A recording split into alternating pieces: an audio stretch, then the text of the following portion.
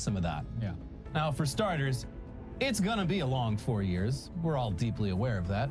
But what if... Do you guys remember that popular TikTok trend where a woman will ask their spouse or boyfriend how often they think of the Roman Empire? How often do you think about the Roman Empire? You gotta be kidding. Probably every 15 seconds. Why? Well, if someone asked this same question to Francis Ford Coppola, I'm willing to bet that his answer would be too often. Far too often. Francis Ford Coppola predicted 9/11. Megalopolis, more like Megaflopolis. Am I right, guys? Got it! This movie is so strange to me. I don't think anybody really knew what this movie was.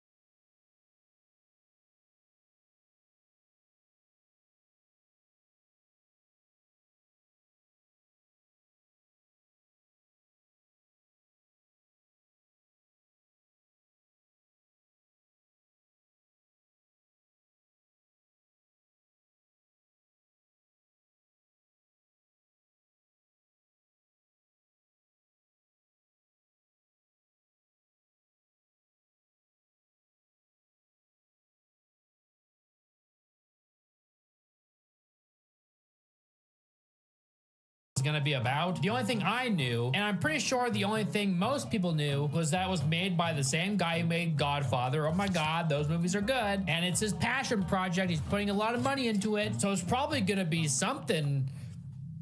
So I asked you guys on Instagram what you wanted me to review, and I gave you two options, The Mousetrap or Megalopolis. Were there other options out there that are better? Of course, but I chose these two. And you're watching this video right now because Megalopolis won. If you'd like to decide my fate in the future, then go follow me on Instagram, and you might see a poll like this on my story. I'll probably review The Mousetrap at some point as well. First thing I want to say, it's kind of a cool name for a movie, Megalopolis. You know, like the word mega, like Megalopolis, mega, you know, like big, huge, like it's just a cool name for a movie, I think. The word is used to describe a mega city, so kind of like metropolis, which is similar, but that's defined as a large city that operates as a capital or important hub of a region or something. Anyway, Megalopolis was written, directed, and fully funded by Francis Ford Coppola. $120 million down the drain of his own money. He sold his wineries to make this thing, and as most of you probably know, Francis Ford Coppola is the same celebrity celebrated director that made great movies such as The Godfather and Apocalypse Now. Some might not know this, but Nicolas Cage is Francis Ford Coppola's nephew. Cage's name that he was born with was Nicholas Kim Coppola. Since we know, I can't go a single video without mentioning the man. Coppola had said that this was his dream movie, one that he's been wanting to make for years and years. According to The Guardian, there were about 300 rewrites to the script. That's kind of a big red flag, I think. You'd imagine around the 50th rewrite they would go, you know what? Maybe we should scrap it and make something else. And it must be said that an 84-year-old man directing a movie is impressive. When you're that age, a lot of things that younger people take for granted become a lot more tiresome. So the fact that he was able to direct this movie in the first place is pretty crazy. Also, he decided to renovate a drive-in motel that he was living in during shooting, and he did this while shooting. Interesting time to do that. The British director Mike Figgis had said when he arrived in Atlanta, he was looking for accommodation for his extended family, and he wasn't finding anything he particularly liked. So he bought a drive-in motel, which had just closed, and decided to renovate it. So all the way through the shoot, he lived there. The construction noise started at 6 in the morning. If both of those projects combined weren't a pain in the ass, his wife also fell ill during filming, which must have made things more difficult for Coppola. So I can't imagine making this movie was a breeze. One crew member had said it was like watching a train wreck unfold day after day, week after week, and knowing that everybody there had tried their hardest to help the train wreck be avoided, they couldn't help but ask themselves, has this guy ever made a movie before? It also sounds as if a lot of the crew were left standing around doing nothing. One crew member said this for The Guardian. He would often show up in the mornings before these big sequences, and because he wouldn't allow his collaborators to put a plan in place, he would often just sit in his trailer for hours on end, wouldn't talk to anybody, was often smoking marijuana, and hours would go by without anything being filmed. And the crew and the cast would all stand around and wait. And then he would come out and whip up something that didn't make sense, and that didn't follow anything anybody had spoken about or anything that was on the page. And we would all just go along with it, trying to make the best out of it. But pretty much every day, we would just walk away, shaking our heads, wondering what we just spent the last 12 hours doing. Based on the articles I read, it sounds like Coppola had a basic idea or a framework of the movie he wanted to make in his mind, but he wasn't entirely sure about a lot of the more specific aspects of it, which left a lot of the crew and talent feeling clueless. So it's kind of like making up things as they went along. Also, according to an article by The Hollywood Reporter, halfway through shooting in Atlanta, the movie has lost key creative talent, including its production designer and supervising art director. That's on top of losing the entire visual effects team in the first part of December. Production designer Beth Mickle and supervising art director David Scott have departed. Between firings and resignations, a source says the film now has no art department, and Coppola had said that he would fix it later or figure it out in post. Now, making a movie mustn't have been easy, especially at this scale, but it doesn't seem like this one was very well planned. I'm willing to bet that a lot of the production money was put toward the star-studded cast, which includes Adam Driver, Natalie Emanuel, Giancarlo Esposito. You are done. Lawrence Fishburne, John Voight, Talia Shire, Shia LaBeouf, Jason Schwartzman, and Dustin Hoffman. At the time when these reports came out, a lot of people were questioning whether or not the movie would be completed at all. Coppola was also blasted by Variety in an article that describes how he was inappropriate with women on set. Apparently, he made some of them sit on his lap, and he was seen kissing some of the extras. There's even a video of him doing so. I should also add that in the Guardian article, the executive co-producer Darren Dimitri had stated in response, there were 2 days when we shot a celebratory Studio 54-esque club scene, where Francis walked around the set to establish the spirit of the scene by giving kind hugs and kisses on the cheek to the cast and background players. It was his way to help inspire and establish the club atmosphere, which was so important to the film. I was never aware of any complaints of harassment or ill behavior during the course of the project. I mean, did he really have to kiss them though? This defense is pretty weak, I think. If he was acting in a scene, it would be different, but he wasn't. So the reviews for the movie come out, and they aren't great to say the least. So then a trailer is made and released as a desperate Hail Mary to get people into seats. And in this trailer, there are reviews blasting his other movies, like The Godfather and Apocalypse Now, showing the audience that reviews aren't everything, and sometimes movies just aren't released at the right time. People didn't like The Godfather or Apocalypse Now when they first came out. True genius is often misunderstood. It took years and years. Just kidding. Just kidding. It's just not true, though. People love those movies.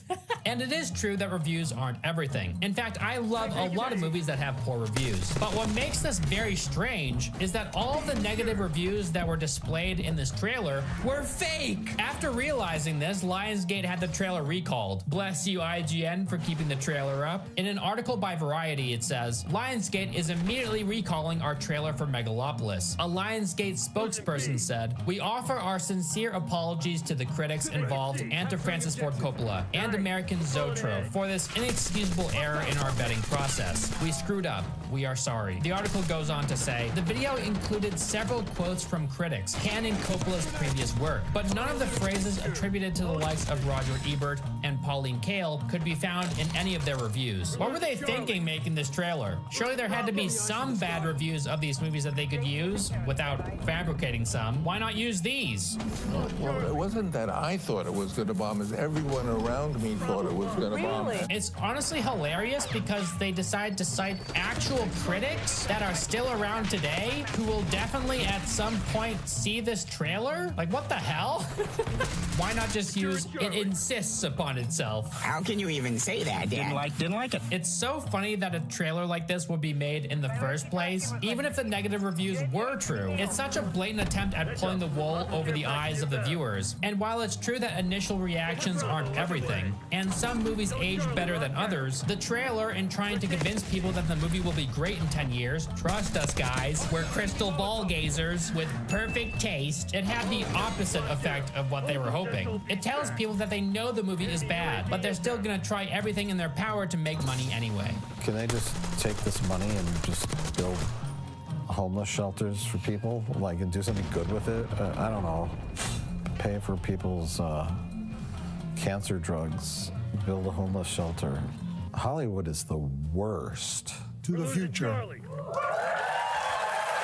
Okay, so we should probably talk about the movie now, right? So how is it? Well, it's long. Like, imagine taking a horrific claustrophobic train ride across the entirety of India. Okay, before I say anything else, let me say that wrenching a big idea from the trenches of your mind and making it a reality is no easy task. Not even when you have $100+ million to do it. So I applaud Francis for making this thing in the first place, despite his age and everything else. He put his money down to make his passion project, and I think that's commendable. We should all strive to create in a similar way. That being said, What do you think of this boner I got? imagine, if you will, New York City as a pseudo-Rome empire that's called New Rome. And in this empire, one of the most powerful people exclaims to the high heavens that rich people suck, and they'll be the downfall of the empire. Oh, and he's the insightful one. This movie is so far up its own ass that it forgot to enter the asshole in the first place. Very early on into the movie, there's a line that's straight out of Fight Club. Yet there's always time to convince them to use money they don't have, to buy things they don't need, to imitate people they don't like. Advertising has us chasing cars and clothes, working jobs we hate, so we can buy shit we don't need. Or will we too fall victim, like old Rome, to the insatiable appetite for power of a few men? Because this movie's very deep. Adam Driver plays a man named Caesar, and he's an architect with the power to stop time. He gained this power through a super material he discovered somehow called Megalon. How exactly he got this power and why only he can use it is never explained. He has a vision for the future, where his empire is built entirely out of this new material, Megalon. This new empire is dubbed his Megalopolis, and it will never fall. In this new empire, people will come together and live and work in harmony forever, because the buildings are sturdier, curlier, and can't be burned down. Oh, and Megalon has powers to heal people too, I guess. Megalon's capabilities aren't fully explained in this movie. It's hinted that his emotions are tied to this power somehow, but we're never told exactly how. There are some moments throughout that genuinely feel like they're ripped straight out of a Neil Breen movie. There's a scene when Caesar stares out of the window of his car and sees statues collapsing before his eyes. But like, not collapsing like you would imagine statues would collapse. They're collapsing as if they're human and exhausted from standing. It's very odd, but very profound. Doesn't make sense. There's an elevator scene with terrible looking green screen effects, and at the top they walk on a giant clock that's facing upward. Okay. I know it's supposed to resemble time or something. I don't know. I hate it. Why does it look so bad? The most powerful man in the city is named Crassus, and he marries a random reporter named Wow Platinum, played by Aubrey Plaza. Why is her name Wow Platinum? How did you get the name Wow Platinum? I picked it up at Penn Station on my way to an employment agency. Anyway, and there's a scene of him gnawing on her shoulder like he's a dog playing with a toy. Also, the camera is drunk during the Emperor's marriage celebration. There's this like super obvious Dutch angle, and it flip-flops from side to side. The camera dips are way too drastic. I know what they're doing with the camera, focusing on different aspects of the shot, but the way it's executed is so clumsy and awkward. I must add that this is definitely the goldest movie of the year. There's a lot of gold in this movie. Even the color grading is gold. Watching this movie is like grinding gold into a fine powder and snorting it. Whatever that does, yeah, that's what it's like watching Megalopolis. We get to watch these Coliseum games. It's this big, long sequence. It goes on forever, and it's headache-inducing. It has this constant rhythm of drums in the background with people yelling and announcing. Drunk Caesar was pretty funny, though. They put a giant spiral behind him when he's drunk, like he's from the movie Dumbo. In this movie, a woman is described and announced to the crowd as a vision of virginal veracity. She took And she can seemingly multiply at will. And there's a bunch of rich people in the crowd that try to claim her virginity. They're like bidding on it. Shia LaBeouf's character Claudio exposes this woman as the fake virgin she truly is in front of everybody. He puts this video of her and Caesar up on screen so everybody can see that she's done the dirty deed. And Claudio has this incredible line afterward. Revenge tastes best while wearing a dress. Revenge tastes best while wearing a dress. So true, Shakespeare. What? Out of nowhere, a news report turns into a music video at one point. So then Caesar loses his power to stop time suddenly and without explanation. Maybe it's supposed to show us that he lost the passion for what he does because his reputation is down the toilet. But he gets his power back. All he needed was the power of love and sweet Julia's touch. I don't know, something like that. I don't know what's happening. This doesn't make sense. So these two perilously embrace and make out 1,500 feet in the air. This is followed by a cloud hand reaching out and grabbing the moon. Oh, never mind. It's just part of this guy's nightmare. Very spooky. That was weird. Try to guess who said the following quote. My greatest fear is to make a really shitty, embarrassing, pompous film on an important subject, and I am doing it. I will tell you right straight from the most sincere depths of my heart, the film will not be good. That's Francis Ford Coppola talking about Apocalypse Now. That quote feels a lot more appropriate for Megalopolis, if I'm honest. Caesar's fraught relationship with his mother is so weird. He's desperate for her love, but her dismissal and hatred of him isn't believable at all. At the marriage, she literally tells him that she likes crocodiles because they eat their young, and by saying this, it can be easily inferred that she would prefer if he was dead. It's just weird for someone to say that to their own child. Like, what the hell? So to say that she's a shitty mom would be kind of an understatement, I think. So poor people are losing their homes, and then a satellite plummets to Earth in pieces. A reporter asks Caesar, "You've said when we jump to the future, we should do so unafraid. But what if there is something to be afraid of?" And Caesar responds, "Well, there's nothing to be afraid of if you've loved or have loved. It's an unstoppable force. It's unbreakable.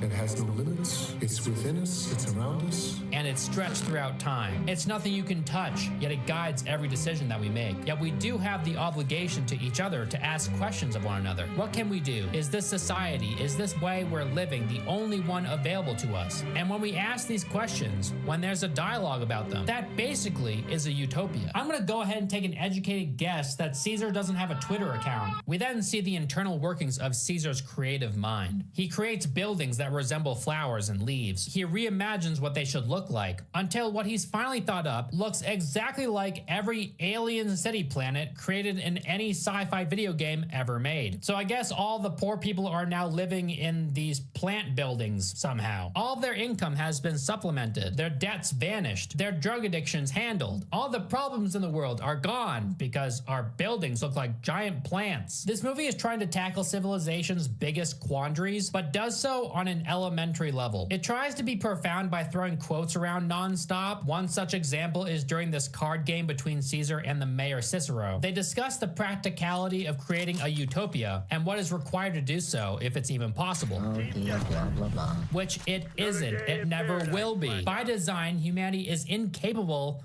of creating a utopia. Civilization itself remains the great enemy of mankind. But this movie's like, oh, if only you thought bigger, you know? All you need is a building material named Megalon and this random dictator guy that preaches about love and stuff. That'll fix everybody's problems. So Caesar and Claudio have this political rivalry going on. The mayor doesn't want Caesar marrying his daughter, so he tries to bribe him to convince her he doesn't love her anymore. Of course he doesn't do this, because this guy is all about love, dude. Wow Platinum, such a dumb name, wants Caesar's affections and tries to buy them using her husband's money. She's like that stereotypical materialistic girl that is obsessed with obtaining power. Me and Crassus's bank, which I'll steal so I can give it to you. What the hell is this transitional edit between sequences with a giant goofy radio tower and clouds above the earth? Like, what the hell is this? And the dialogue here is so weird. The new revolution, man. Sex, drugs, and Megalon. It's so weird because it has the same energy as like a 1970s sex, drugs, and rock and roll type thing, while also trying to be a futuristic sci-fi. It just feels disjointed and without identity. So then Caesar is shot in the face by a child that Claudio's henchman hired to assassinate him. And then the movie turns into a psychedelic fever dream where Caesar repeats the same mantra over and over. I will not let time have dominion over my thoughts. I will not let time have dominion over my thoughts. This sounds like something an elderly man who's nearing the end of their career and life would think. Almost as if this movie is just Francis Ford Coppola's diary in movie form. Caesar survives the gunshot to his dome, by the way, which is very realistic. Also, what the hell is this edit of a naked woman underwater? She opens up into a bunch of people who look like rocks, and then Caesar is there in the corner giving his literal heart away. It's very profound. It's very artistic. I'm just too stupid. This doesn't make sense. In the next scene, after Claudio is done being a dickhead and Caesar is done screaming, no, no, no, over and over.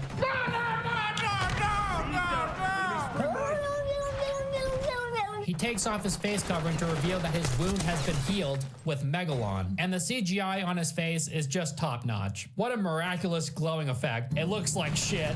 Wow Platinum, upon seeing his glowing eye and head, rips her diamond necklace off in a heat of passion. Because, I mean, he looks great. He definitely doesn't resemble some strange science experiment human right now. She should totally want him still. This movie's dialogue is infuriating. It's just non-stop poems, quotes, and musings. Quoting Hamlet, The Tempest, Marcus Aurelius, and Petrarch doesn't automatically make your movie some like highbrow, super profound, and artistically deep piece of filmmaking. You're quoting Petrarch, misquoting him.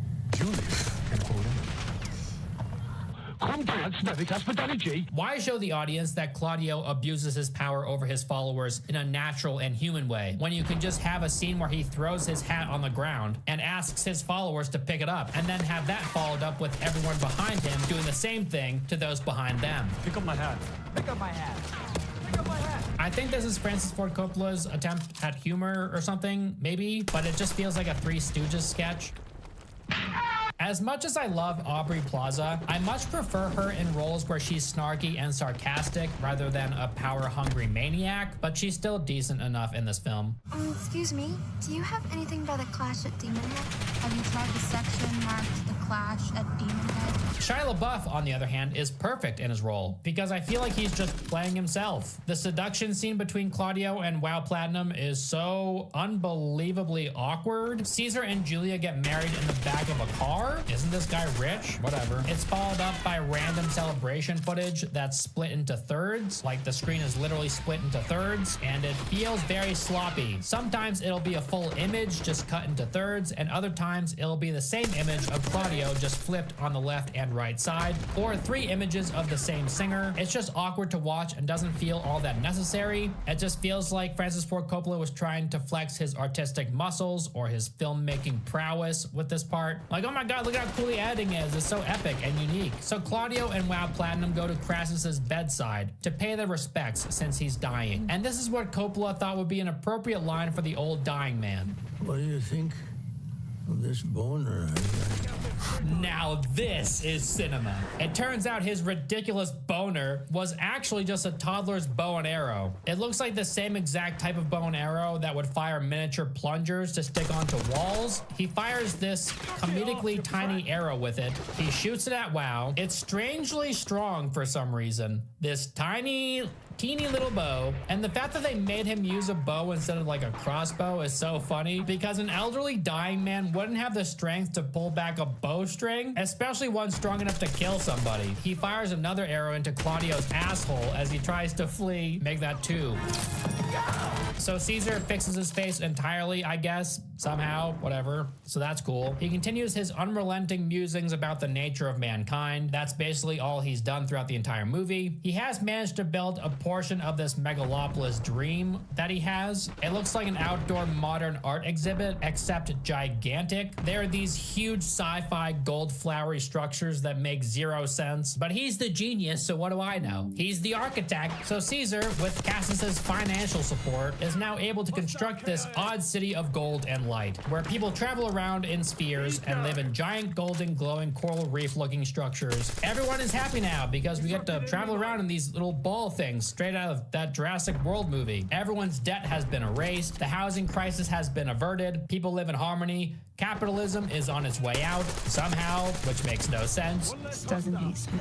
Whatever. The world is great, guys. Just don't think too hard about all this because clearly Francis didn't. Hilariously, the movie ends with a new Pledge of Allegiance, except that this one is for mankind. In this world, because of Megalon, the entire world of humanity has united under one banner, the human banner. The flag is just like a human hand or something. He dedicates the film to his late wife, which I think is very sweet, especially since this is a movie about mankind moving in a better direction. As much as I've been goofing on it, I don't know, it was kind of ambitious. Sure, this movie isn't very logical. It's far too hopeful. It tries to envision a world where greed, capitalism, hunger, and homelessness are no longer issues. How wonderful that'd be, right guys? Surely this would be an empire for the ages. This movie feels like it was written by an 18-year-old who is just starting to grasp how the world works and desperately wants it to change. All we need is a cool new shiny, literally, building material that can also heal wounds. At the end of the movie, it's revealed that Caesar's baby also has the power to stop time, or it isn't affected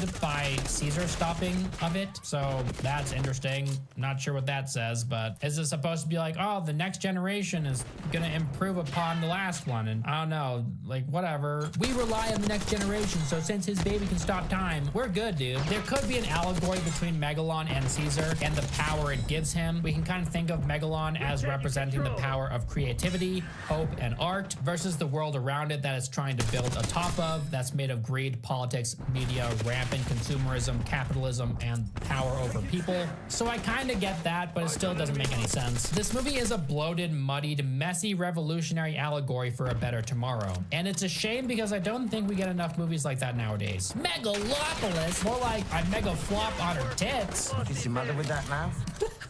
More like she mega suck up this Riz. Oh my god. More like she mega cop alien clothing fits. Go to alienclothing.com, baby. See you in the next one. Bye bye.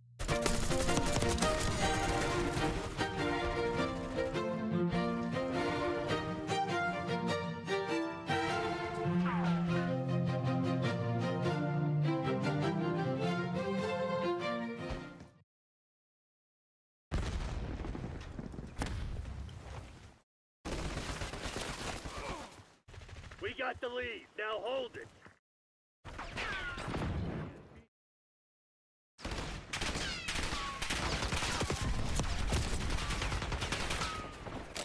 Clock's ticking, Black Ops. Close this shit down.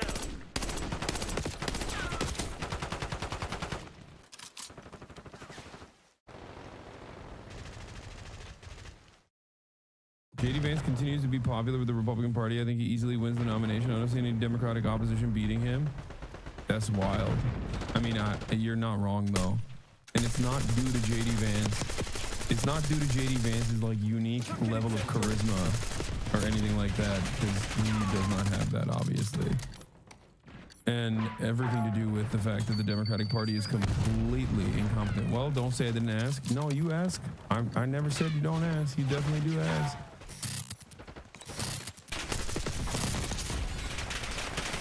Anyway, but instead we live in a world where JD Vance is the vice president.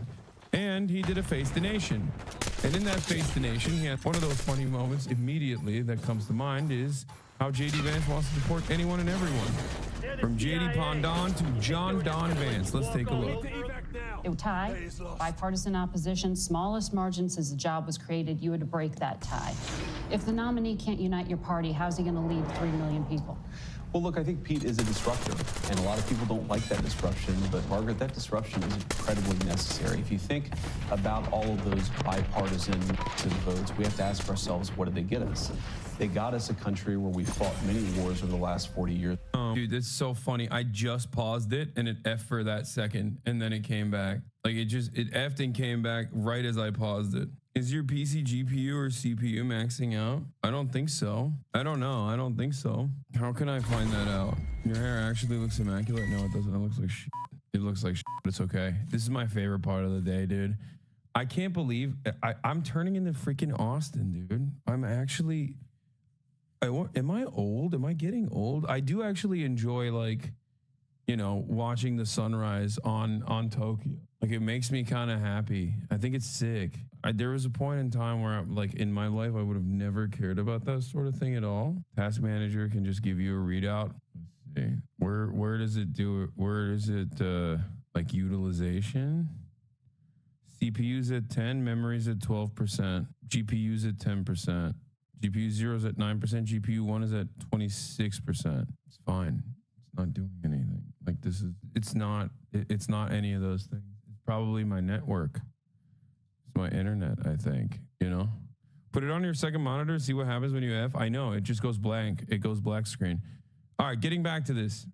John Don Vance. John Don Jedediah Vance. Let's buy airplanes for billions and billions of dollars, terrible cost overruns, the delivery dates are always delayed. So we need a big change. Now, admittedly, there are people who don't like that big change, but it is necessary and it's explicitly what Donald J. Trump ran on. And I think part of the reason why the American people elected him their 47th president. So the main objective is changing all of that, that it's going to keep alone? I'd say the main problem the main thing that we want Pete Hegseth to do is to fix the problems at the Department of Defense. And unfortunately, there are many. We've gotten into way too many wars that we don't have a plan for winning. We've gotten into way too many misadventures that we shouldn't have got into in the very first place. And our procurement process, Margaret, is incredibly broken. We're in an era... Well, of course, they're policy decisions, but they're also logistical and implementation decisions. If you look at where we are with the rise of artificial intelligence, with the rise of... Yeah, whenever they say procurement, they're talking about AI, and they're talking about drones, and they're talking about how in Ukraine and Israel, they're just like testing out the latest and greatest of the technology. Like things that you would absolutely consider to be horrifying, right? Like things that you would think, oh my God, that would be the most thing if the American government used that. Please, let's not do that. That is what he is specifically talking about when he's like, oh yeah, our procurement strategies are bad. I've listened to too many generals and too many tech guys talk about this issue, quote unquote issue. They are like, why don't we have our own lavender targeting system? That's what they mean. Drone technology and drone warfare. We have to really, top to bottom, change the way that we fund the procurement of weapons, the way that we arm our troops. This is a major period of disruption, and we think Pete Hegseth is the guy to lead the job. Now, there's another element to this, Margaret, too, which is we believe that military morale, at least until the election of President Trump, was historically low. You had the Army missing recruitment goals by tens of thousands of soldiers, and already recruitment is starting to pick up because Pete Hegseth is fundamentally a warfighter's leader at the Department of Defense. He's a guy who sees not through the perspective of the generals or the bureaucrats. This stuff is so funny, like the recruitment is low because like people just didn't want to join the Army because it's like too gay and too woke. Amazing. He looks at things through the perspective of the men and women that we send off to fight in our wars. Both of us. Street Journal and the National Review, conservative publications, as you know, have been critical of Tulsi Gabbard. The Review called her an atrocious nominee who deserves to be defeated. They compared her defense of Edward Snowden, the fugitive who stole U.S. secrets, to an attorney general who thinks the mob gets a bad rap. Her refusal to accept U.S. intelligence findings that assist his own people, they said, was like a nominee for OMB director not being able to count. Does any of this give you pause, putting her in charge of the U.S. intelligence community? Yes or no? No, Margaret, look, these are publications that attacked Donald J. Trump obsessively, but those publications don't determine who the president is, the American people do. And Donald J. Trump is the person who determines who his cabinet is, not these publications that I think, frankly, have lost relevance. Here's Tulsi Gabbard. Well, the Senate will provide advice and consent, as is its constitutional obligation, but I feel confident that Tulsi Gabbard will ultimately get through. Two things that are important to know about Tulsi. First of all, she is a career military servant who's had a classification at the highest levels for nearly 2 decades. She has impeccable character, impeccable record of service, and she also is a person who I think is going to bring some trust back to the intelligence services. The bureaucrats at our intelligence services have gotten completely out of control. They've been part of the weaponization of our political system, the weaponization of our justice system. We need to have good intelligence services who keep us safe, but part of that is restoring trust in those services, and we think Tulsi is the right person to do it. That's why the president trust those intelligence services. She recognizes that the bureaucrats have gotten out of control, and we need somebody there who's going to rein them in and return those services to their core mission of identifying information that's going to keep us safe. You campaign on lowering prices for consumers. We've seen all of controversial opinions. Yeah, they even mentioned it. Tulsi Gabbard is my dark horse in this administration. I think she's so insane, and it literally makes no sense to have her in the position, in any position at all in this administration, but specifically that position. It just makes no sense to me, and therefore she's my favorite pick. Like, I think it's even crazier than Pete Hegseth as Secretary of Defense. I'm not joking. Like, there's just, I think, well, first of all, a lot of Americans, a lot of people have said Tulsi Gabbard is worse than Pete Hegseth, especially like in terms of what her responsibilities are. And I kind of get it, which is why I think it's cool. It just doesn't make any sense why you would have someone like Tulsi Gabbard at any position. Okay, I'm telling you right now, it is one of the most sane choices to make, because Pete Hegseth is like a regular racist, right? He's a Christian dominionist. He's a Christian nationalist. But there is, like, if you're wondering, there are a million guys like that, okay? Whether they have Jerusalem cross tattoos or not, his perspective is oftentimes reflective of the broader American consciousness and the grand design that America has on the region. Tulsi Gabbard's decipherable worldview as a member of a random cult with a leader who presents himself as an Indian man that has created so many unique political positions for Tulsi Gabbard that make F and back, it's mini F. So many unique positions for Tulsi Gabbard that make Ro Khanna look coherent. Okay, it's fascinating. I really want to know. Like, I mean, they even mentioned it. They even mentioned it themselves, right? Like, they were like, Tulsi Gabbard is pro-Assad, right? People oftentimes will, let's just say, exaggerate about someone's perspective, right? But there's a reason why people didn't say Tim Walz is pro-Assad.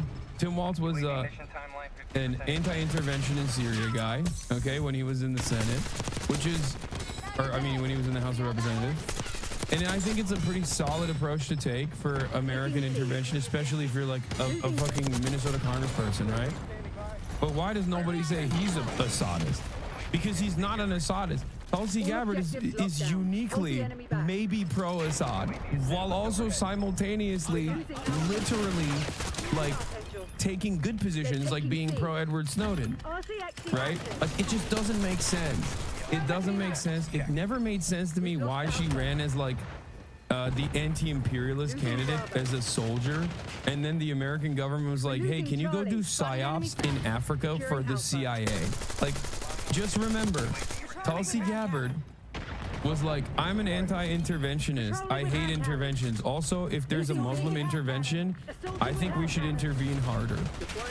Okay? Like, that was her position. And then she turned around. Yeah, exactly, because he didn't go to visit Assad. And no, that's what I'm saying. Like, when people say, oh, this person is an Assadist or whatever, like, sometimes it doesn't make sense. Sometimes they're just doing the classic, like, oh, you're anti-American. Oh, you're anti-American intervention, which means you love the other guys, right? Tulsi Gabbard is one of the people that even I look at and go, maybe she does love the other guys.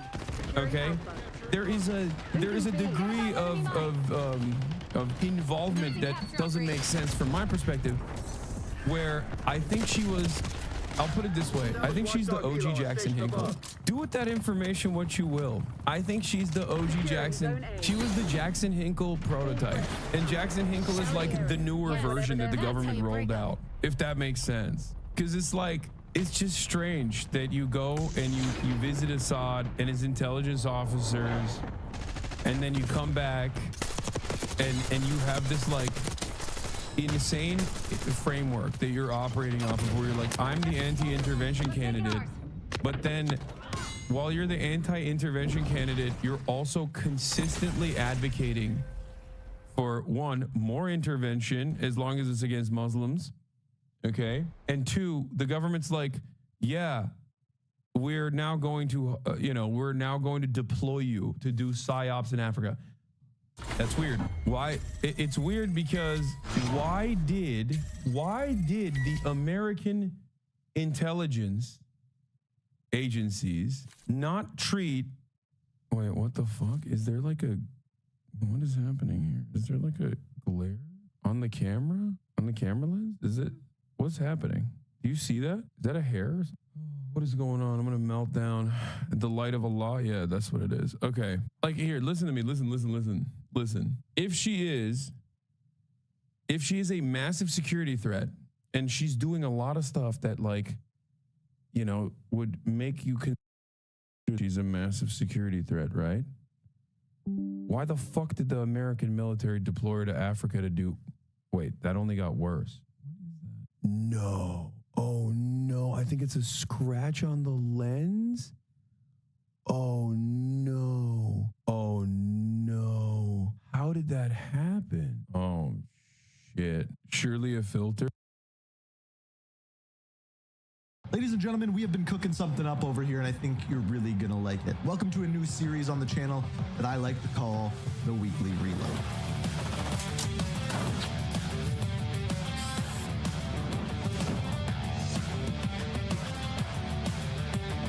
What this is it's a weekly news show that is going to be on the channel that's going to cover everything that has happened in Call of Duty, first-person shooters, and just video games as a whole. But it's been a busy week, even outside of video games. Of course, you Americans have your brand new president over there. Here up in Canada, it's pretty much been the coldest I ever remember it, at like -35 degrees Celsius, which, by the way, I'm pretty sure is like -31 freedom units for you Americans. We're moving more into the video game side of things. We're going to be looking at, of course, Season 2, but more specifically, as you can tell by the title, the real reason I truly believe Microsoft bought Activision that absolutely no one is talking about. And on top of that, we're going to talk about what else is new in the gaming industry coming this week, with a few little surprises as well. First, let's start out with the big thing, Season 2. To a new Avalon. Sure. No, you're seeing the sun reflection right here. You notice? That's because there's a little, I can see it. I can see a scratch on the lens, or a crack. I think we might have finally cooked it. March put a UV filter yesterday. I don't think this is I don't think there's a UV filter on this. No, this is just no, he took it off. Is it the lens or the lens filter? I don't know. But I think it's because the background is so blown out. That's why you can see it, but it's fine. Yeah, we'll figure it out. We'll definitely get like a, you don't see it when my hand is closer to the lens. It's because it's also, you're seeing it because the light is reflecting. Like the light is like beaming right into it because it's blown out. It's fine. You could see it when it was dark out. Oh, really? We'll fix it. No, it's not the one that Will had at the restaurant. All right, let's get back to Let's get back to the Tulsi Gabbard situation. Or let's get back to JD Vance. We have done a lot, and there have been a number of executive orders that have caused already jobs to start coming back into our country, which is a core part of lowering prices. More capital investment, more job creation. What is this? You don't understand how right you are about Tulsi Hinkle? Wait, Jonah Hill sounds like an insecure baby, but Sarah Brady used to date Jesse Hinkle and hangs out with Tulsi Gabbard. Oh my God. Oh my God, I did not know this. Okay, dude, why do you straight up ignore ally messages on repeat? Have I offended you? Did you know that Turkish has similarities to Korean, Japanese, and Mongolian? Dog, you literally are. I'm not kidding. We were just, remember earlier today when I was talking about how like people will just like, do you just not like me, bro? Do you remember how earlier in the day I said one of the most annoying things that people do? One of the most annoying things that people do is just like they'll come in and they'll have like something that they're like, you must hear me out. This is of the utmost importance. The situation is dire. You must hear me out. Please stop doing that. Please. It's just like, you know. Economy is one of the things.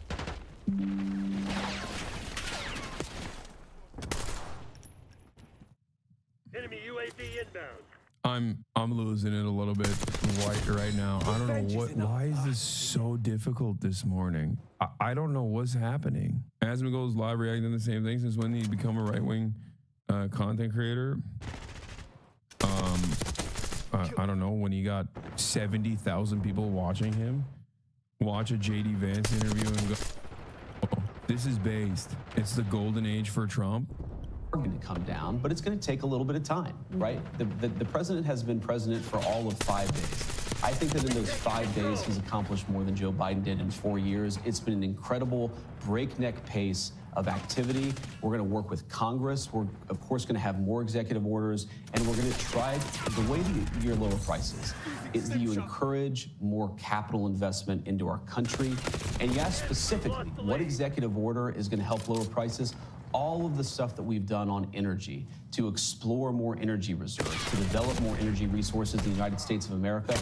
One of the main drivers of increased prices under the Biden administration is that we had a massive increase in the energy prices. Donald Trump has already taken multiple executive actions that are going to lower energy prices, and I do believe that means consumers are going to see lower prices at the pump and at the grocery store, but it's going to take a little bit of time. Rome wasn't built in a day, and while we've done a whole lot, we can't undo all of the damage of Joe Biden's presidency in 4 days. Well, there are a lot of things that contributed to higher energy prices, and there was record oil and gas production. Yes, Joe Biden did many terrible things to lead to an increase in prices. I agree, Margaret. No, but all the things you experience at the grocery store are what people touch and feel. That's what you were talking about, bacon on the campaign trail. Of course, of course. Those things, when do consumers actually get to touch and feel a difference in their lives? Well, Margaret, how does bacon get to the grocery store? It comes on trucks that are fueled by diesel fuel. If the diesel's way too expensive, the bacon's going to become more expensive. How do we grow the bacon?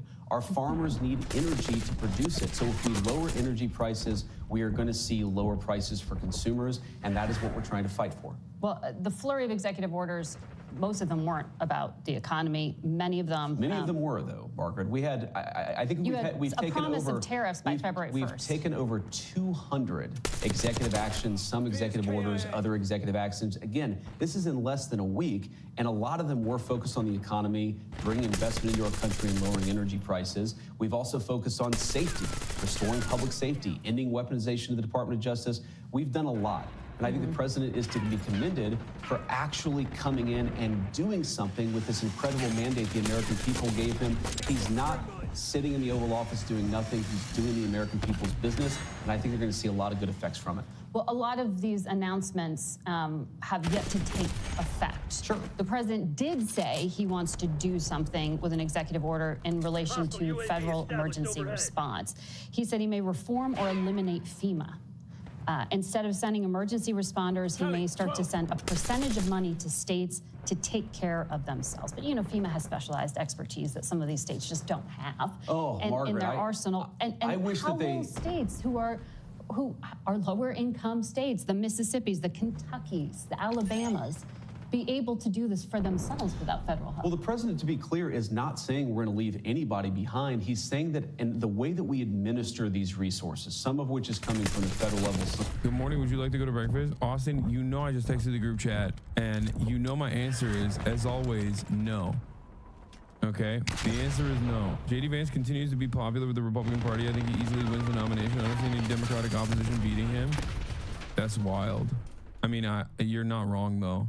And it's not due to J.D. Vance. It's not due to J.D. Vance's like unique level of charisma or anything like that, because he does not have that, obviously.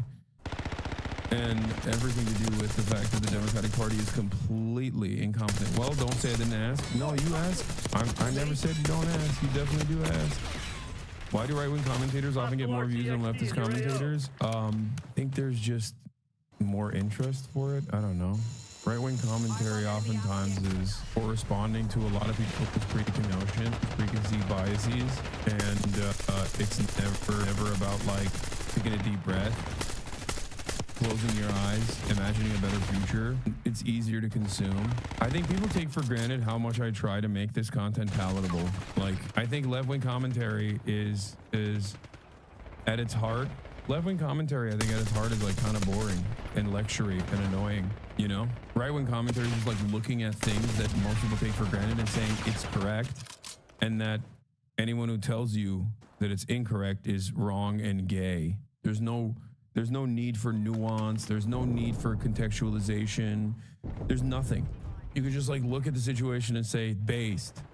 Egg prices are going to go down. That's based. Right? It's common sense. It's common sense. Once we eliminate the transgenders, then the egg prices are going to go down. There's no through line there. There's no logic there. But it makes people feel comfortable and good. Left-wing commentary, on the other hand, is like everything is falling apart. The world is ending. American capitalism has destroyed the planet. And we are only now starting to recognize the most devastating aspects of unlimited, unrestricted, permanent profit seeking by corporations. And also, on its face, aside from the depressing nature of having a left perspective on issues, I think it's just like kind of boring to do a college lecture all the time, you know? I try to do my very best to make it as as appealing as possible. I try to make it as palatable as possible, but there is a lot of I think antagonism towards people that want to make change happen in the opposite direction that society is designed to exist under. That's it. People fear change. People don't have the capacity to dream. People fear change. People don't like it. So it's much easier to just be like, you know, it's much easier to just sit back and say, everything is wrong because of the people that you don't like.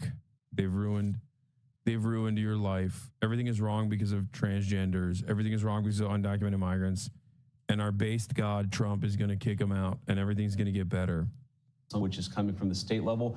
We've got to get the bureaucrats out of the way and get the aid to the people who need it most. But these Let's are the be first honest, responders. Margaret, you talk about the expertise from FEMA. FEMA in North Carolina, in California, in Florida with some of the hurricanes has often been a disaster. And it's not because we don't have good people at FEMA. It's because bureaucratic red tape and garbage prevents the rapid deployment of resources to the people who need it most. But the states are now going to have to do this themselves? The president is trying to encourage us to reform the way that we deliver emergency response in a way that gets resources to people who need it. So don't take him literally, is what you're saying. We should take the president at his word that FEMA needs desperate reform, because it does. Margaret, when I went to North Carolina as VP-elect, but before we were sworn in, people would talk about how FEMA would get resources, food, medicine, water to a warehouse, but then would have no plan to get it from the warehouse to the people in the mountains who were literally starving and thirsting to death.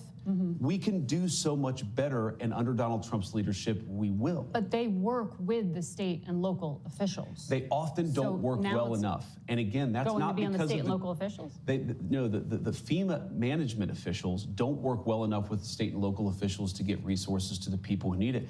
We should expect, and this is, I think, one of the... Yeah, you know who's going to do that better? Whatever comes next that they're advocating for, which I suspect will be, I don't know, someone close to Trump taking over this process and turning it into a for-profit structure with fat government contracts that will yield tremendous returns on investment that will absolutely make the for-profit disaster relief industry, that will create the for-profit disaster relief industry that will collapse any kind of relief efforts. FEMA creates a level of centralization that is an absolute necessity. Taking away all of the funds, all the existing funds, and turning them into subsidies for private enterprise is incredibly alarming. Distance means nothing. It's simple ballistics. Can you know that bureaucracy only happens at the federal level, not at the state level? And it's not even bureaucracy. Like, bureaucracy is the thing that these guys point to say is like inefficient across the board, right? Like that's what's annoying about it. Like they're like, oh, FEMA's too inefficient, and it's like disaster relief and recovery is always an arduous process. There are gonna be issues no matter what. Like making that process more efficient is great. They're not interested in that. Also, corporations have bureaucracy as well. These guys are simply interested in privatizing FEMA and taking the billions of dollars of taxpayer funds that go directly to FEMA and giving it to a friendly, wealthy person. A friendly, wealthy person that will turn FEMA into a for-profit structure. The fundamental premises. How can any conservative state governor be in favor of defunding FEMA? They're literally going to be chopping block the moment their state has a natural disaster. I mean, how can any conservative politician be in favor of destroying the U.S. Postal Service when the last line of delivery for many rural communities that overwhelmingly vote for Donald Trump would no longer get their deliveries? Like, will no longer be able to get their medication if the U.S. Postal Service was also privatized. People don't care, partially because they're stupid and partially because they are seeking out short-term profit. It's the same concept. Like, people don't understand that the U.S. Postal Service is not supposed to be a for-profit institution. It's supposed to be a service. It's supposed to be a service the government offers by need. Okay? And that's precisely the reason why they are the last line of delivery for many communities that UPS doesn't go to, many communities that FedEx doesn't go to. The reason why they don't go there is because it's expensive. And you can't yield profits from a lot of faraway places. Yeah, wouldn't the USPS fall under essential services? I mean, what do you think FEMA is? Like, FEMA also provides an incredibly important service, especially important because of climate change, ironically enough. Of President Trump's leadership, the American people should expect more of their government. When there's a terrible disaster, they should expect food, medicine, and water to get to the people who need it. When there's a terrible fire in California, the fire hydrants ought to actually turn on. I am sick of the American people having such low expectations for their government. They should demand more of us because it's the greatest country in the world, and that's what Donald Trump's leadership promises to bring back. So still count on the federal government, but watch that space. Let me ask you about another area that you campaigned on quite a lot, and there was a flurry of activity on, and that has to do with immigration. Sure. The U.S. Conference of Catholic Bishops this week condemned some of the executive orders signed by President Trump, specifically those allowing immigration and customs enforcement to enter churches and to enter schools. Do you personally support the idea of conducting a raid or enforcement action in a church service, at a school?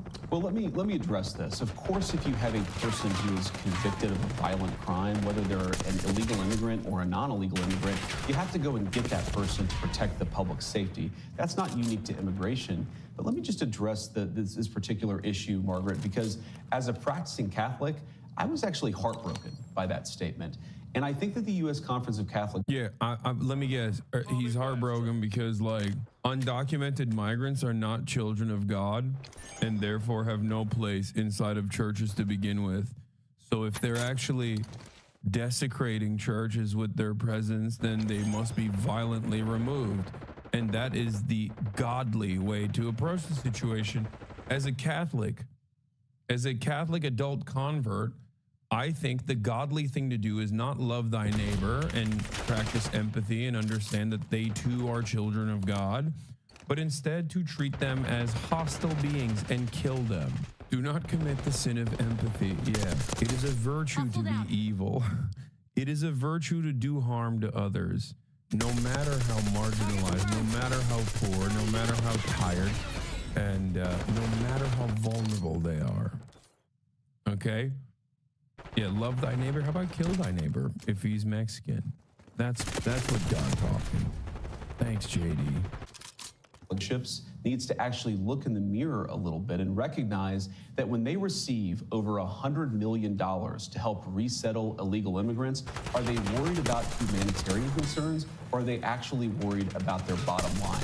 We are going to enforce immigration law. We're going to protect the American people. Yeah. Donald Trump promised to do that, and I believe the U.S. Conference of Catholic Bishops, if they're worried about the humanitarian costs of immigration enforcement, let them talk about the children who have been sex trafficked because of the wide open border.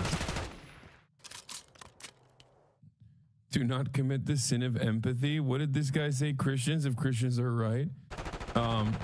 He said, do not commit the sin of empathy. I believe South Florida would get hit by a major hurricane in the next 5 years and will destroy Miami, Fort Lauderdale, and Palm Beach. It has been 20 years since the last major storm, and climate change and mismanagement have caused massive overflow in the Everglades, meaning flooding will come to both the east and the west. Yeah, Catholicism dictates. My understanding of Catholicism leads me to recognize the reality that refugee resettlement, you know, working with some of the most vulnerable people is not what the church is supposed to do. What the church is supposed to do instead is work with rich people, okay? As a Catholic, I maintain the position that the prosperity gospel is the appropriate modus operandi of any sort of religious structure. It's great. It's good stuff. Thank you, JD. Yeah, do not welcome the stranger into your land. Bible shit. Recently, M. Hood and mine's mom. Oh, Andrew episode 1. I was like, oh, what do you mean? I realized that you changed your name. Told me that adult Catholic converts and trad people are fucking morons because she has 11 kids and did live a trad country life and said it sucks. She also said we need to deport white Karens because they're miserable bitches. True. My Catholic in-law said no more people. We don't want any more people about immigrants. That's crazy. Biden. You personally Let them talk support about them going into people like schools Laken and- Riley who were brutally murdered. I support us doing law enforcement against violent criminals.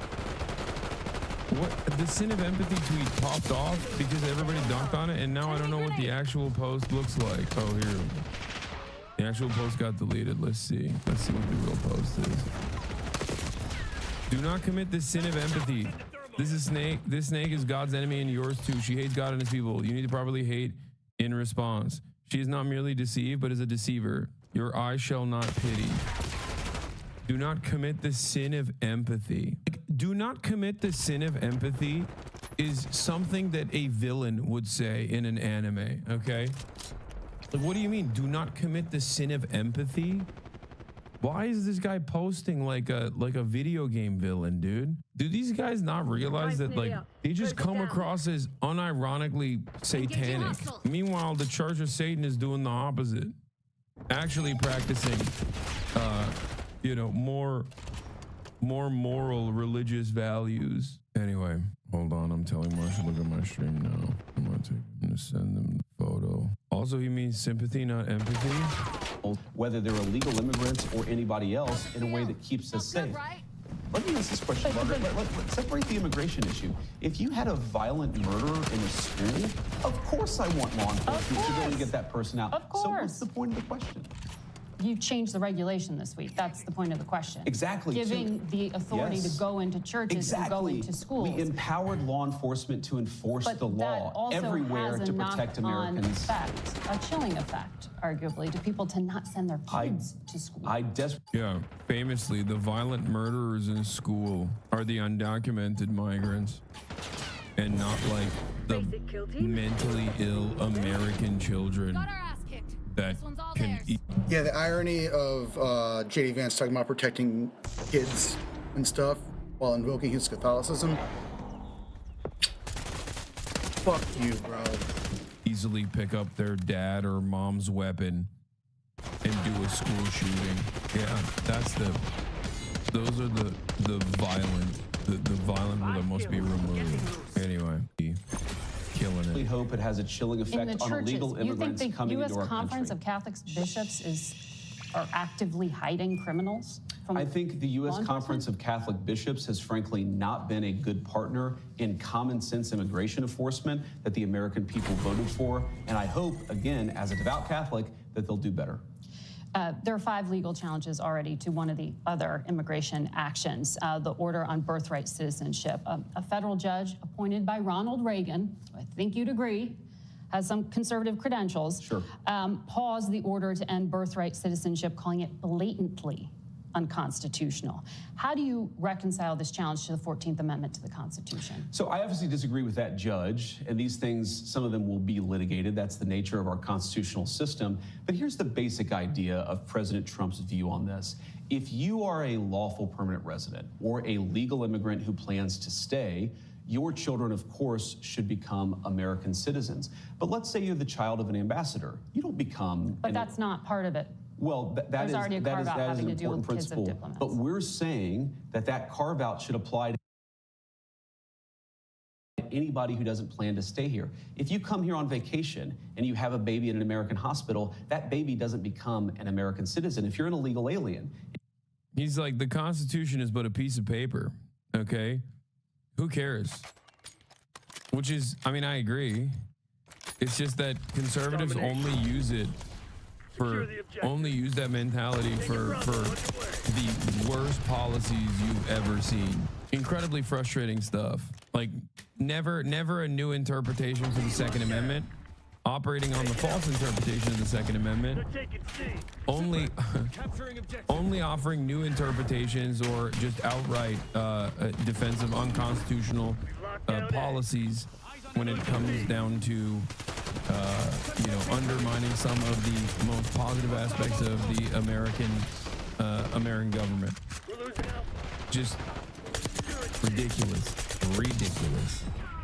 To come here temporarily. Hopefully, your child does not become an American citizen. I'm going to look at the Colombian president in a second. Born on American soil. It's a very basic principle in American immigration law that if you want to become an American citizen and you've done it the right way, and the American people in their collective wisdom have welcomed you into our national community, then you become a citizen.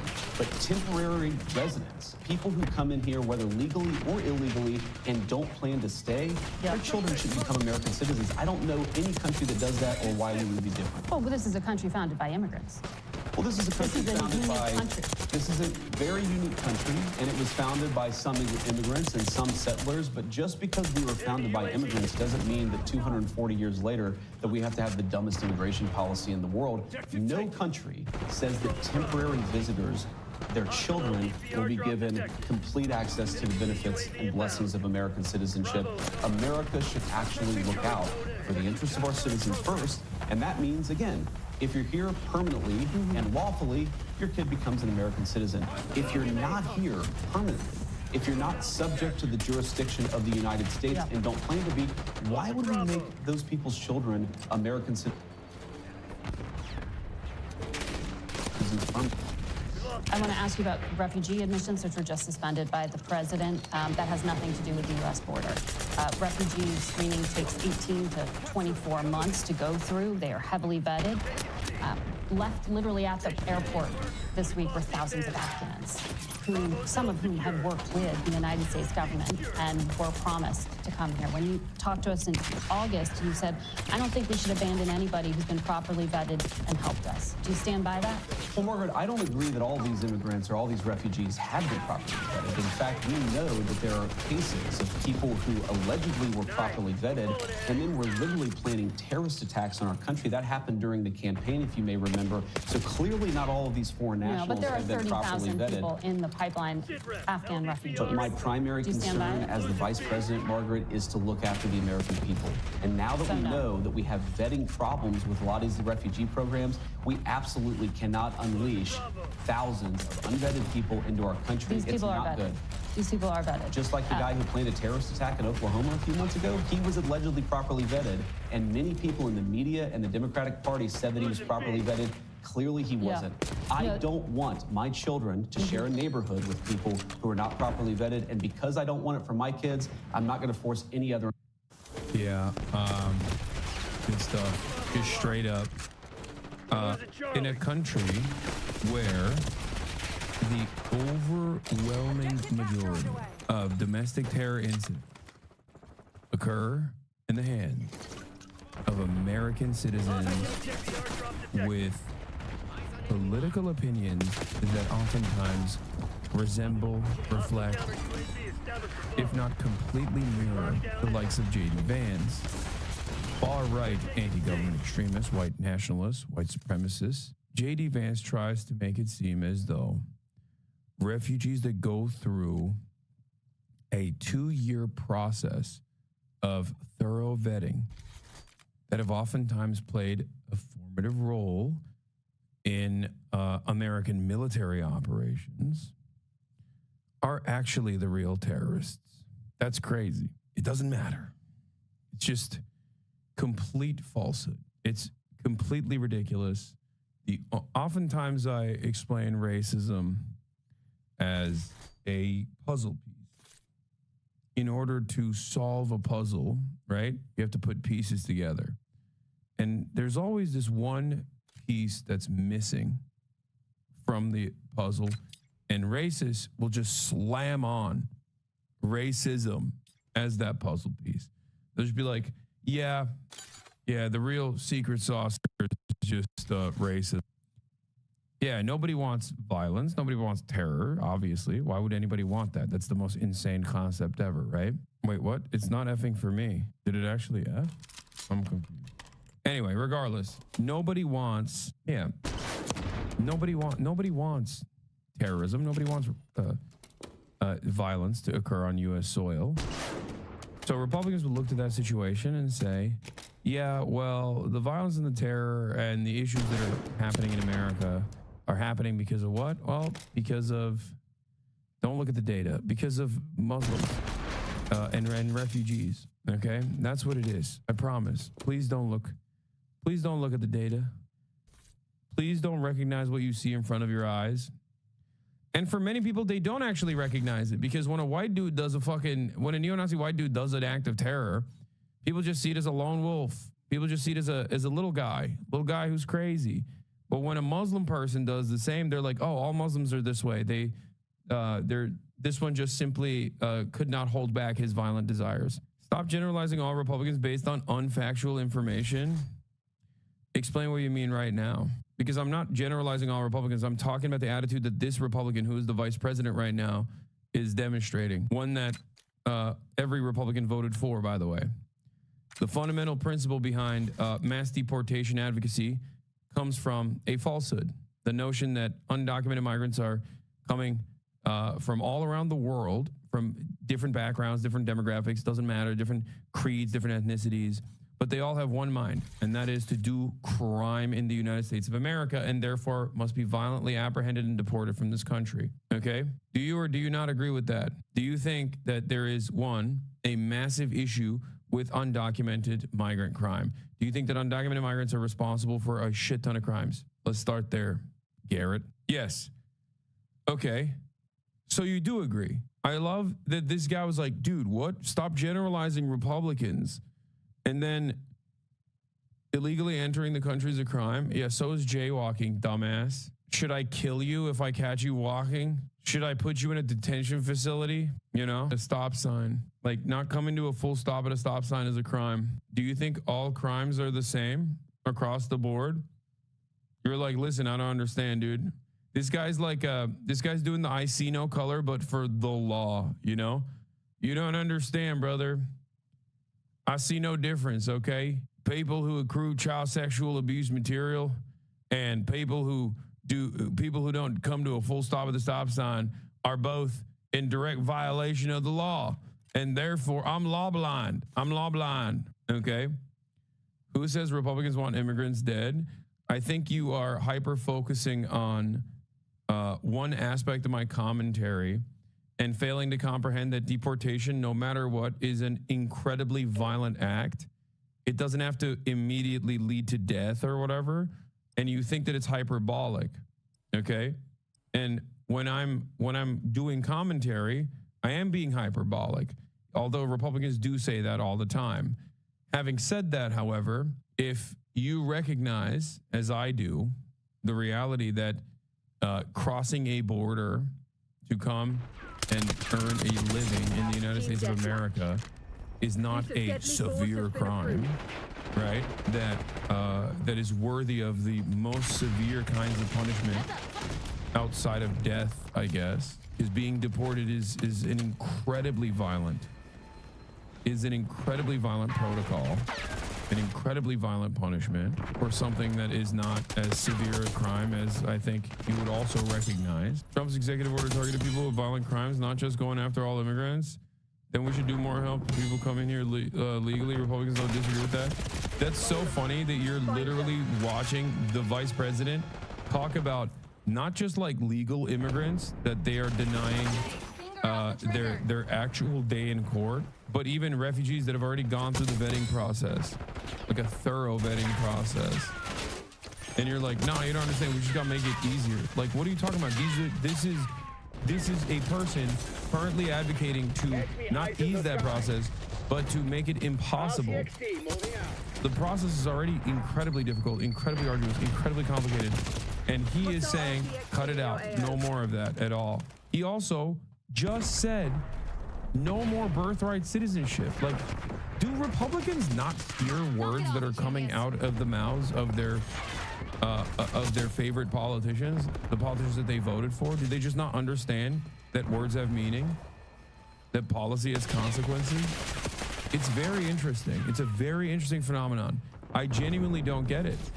Or do they think we're just as stupid, and that if they just consistently maintain this position that like all of the things that you're hearing from this administration are actually not bad, but good, and serve a higher purpose that you simply cannot comprehend, while simultaneously feeling this deep shame that you're advocating for ultimately very violent things, right?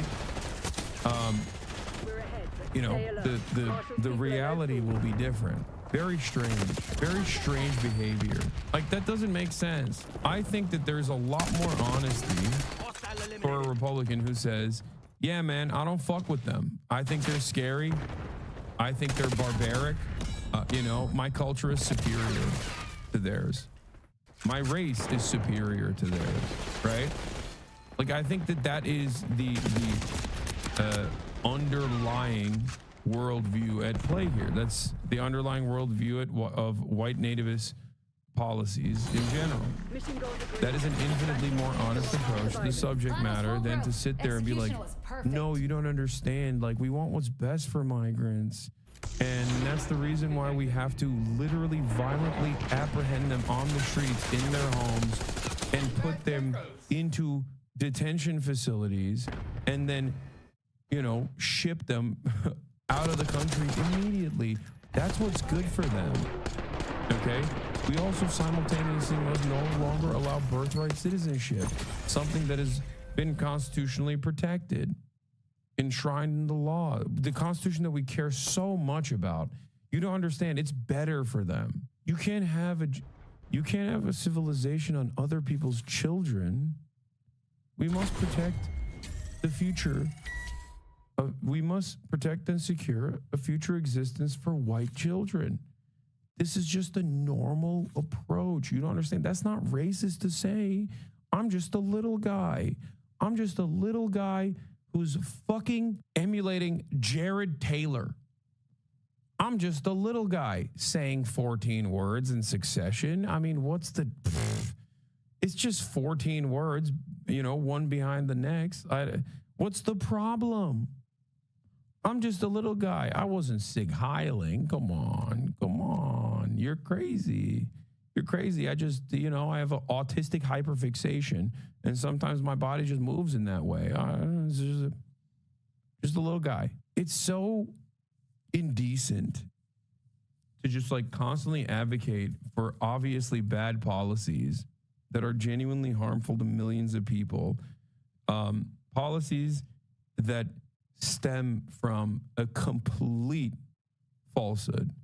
The notion that undocumented migrants are responsible for a massive amount of the crime that Americans experience, and then turn around and act like this is actually just a good thing, and that you should appreciate it, and you shouldn't be so mean to those who advocate for this kind of stuff. I'm not here to be an apologist for everything a politician says. My point was it's harmful for you to generalize all Republicans' viewpoints. It's just us versus them ideology. No, dude. You see, the difference is I have empathy for all people, including Republicans. So even though a Republican might be a scared little moron who is terrified of their own shadow and thinks that cities are making, I don't know, the children gay, and also there's crime happening at any moment in a city, and that undocumented migrants are actually coming in to murder every white American or whatever, okay? I still believe that they deserve health care, and I still believe that they should get free health care and also better education overall, because if you address those two issues and also offer permanent shelter, they're going to be a little bit better educated and less susceptible to this kind of right-wing framing on issues, okay? That's the difference. I recognize that, most Republicans, lumpen proles or reactionaries in general of varying different backgrounds that are all a part of the same working class, have the same exact class interests, and I want conditions overall, regardless. He has Asperger's. He's incapable of understanding how to correctly convey emotions. He thought that throwing his heart out to the crowd would convey that he's appreciative. Elon did not roam and salute. That's so funny. I watch you for years. From time to time. You know what? I don't know why, but I'm starting to shift in your way of seeing the world. I loved Elon, Zach, etc. Now I don't know, thinking they're frauds, too right, etc. So I'm getting normal. Yeah, I think you're recognizing certain things. Better late than never, It's so funny to say, I'm not here to be an apologist, and then be like, a day after Elon Musk gave a speech, 2 days after Elon Musk did Holocaust jokes, and then a day after Elon Musk gave a speech at the AfD, neo-Nazi party of Germany's rally, telling the German population not to feel guilty about the Holocaust. This guy still is you don't understand. He's just a little guy. He's just a neurodivergent minor, Simultaneously the wealthiest man on the planet, okay? And supposedly this man that is brilliant, but also a little guy. Just a little guy that's dumb as hell and just autistically did the Sig Heil. American citizens' kids to do that either. No, and that was a very particular case. It wasn't clear if he was ratified when he got here or while he was living here. I don't really care, Margaret. I don't want that person in my country, and I think most Americans agree with me. 2 weeks. Yeah. Yeah, no, it's, you're permanently different, right? So I guess it's not a... So if you're a refugee or not, right? If you're a refugee or not, like there's a difference when an American is radicalized and they engage in an act of terror, okay? That's different than when a refugee is radicalized in America and engages or plots an act of terror, okay? That refugee was is permanently representative of every other migrant that comes into the country because they're a hive mind, they're a parasitic force, okay? They're a hive mind, they're a parasitic force, and there is an intractable quality, an unchanging quality to them. I wonder what it is. Yeah, there's no assimilating, okay? You are permanently an outsider if you're a refugee. There's just something about it.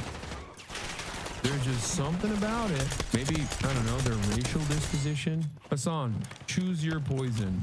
You have many people who listen to you, yet you deceive them into believing Democrats are innocent, good people with good policies. They don't even follow through on what they claim to stand for. Stop being so hard-headed. Yeah, I famously always say that. Yeah, that sounds a lot like me, man.